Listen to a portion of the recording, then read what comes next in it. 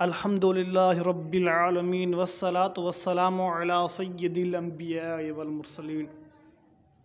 سبق نمبر 3 ہے سے اقسام کی علامات۔ آج ہم اس لیکچر میں اسم کی علامات بیان کریں گے، اور آپ کو گزارش ہے کہ آپ اسم کی علامات کو اچھی طریقے سے یاد کر لیجئے۔ اگر آپ کو یہ اچھی طریقے سے یاد اور سمجھ میں آ گئی تو آپ کو قرآن شریف میں یا حدیث شریف میں یا عربی عبارت میں اسم اور فعل کو پہچاننے میں بڑی آسانی ہوگی۔ اسم کی 11 علامات ہیں۔ نمبر 1، دخول یا الف لام، یعنی الف لام کا داخل ہونا۔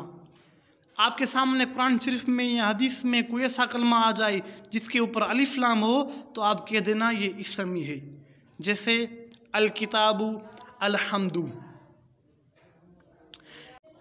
نمبر 2، دخول حرف جارہ، یعنی وہ کلمہ جس سے پہلے حرف جر ہو، جیسے بالکلم، بزید، باللہ۔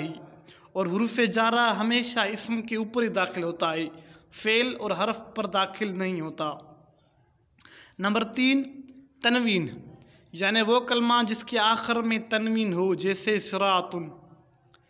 نمبر 4، نسبت، وہ کلمہ جس کے آخر میں یا نسبت کی ہو، جیسے مدنی۔ نمبر 5، تصغیر، وہ کلمہ جو کس کی تصغیر بن رہا ہو، جیسے رجیل، عبید۔ نمبر 6، تائے تانث، تائے تانث متحرک، وہ کلمہ جس کے آخر میں تائے تانث متحرک ہو، جیسے مؤمنۃ، مسلمۃ۔ نمبر 7، تثنیہ، ہر وہ کلمہ جو 2 پر دلالت کرے، جیسے رجلان۔ نمبر 8، جمع، ہر وہ کلمہ جو 2 سے زائدہ پر دلالت کرے، جیسے رجال۔ نمبر 9، مضاف، ہر وہ کلمہ جو مضاف ہو، جیسے غلام زید میں غلام اور رسول اللہ میں رسول مضاف ہے۔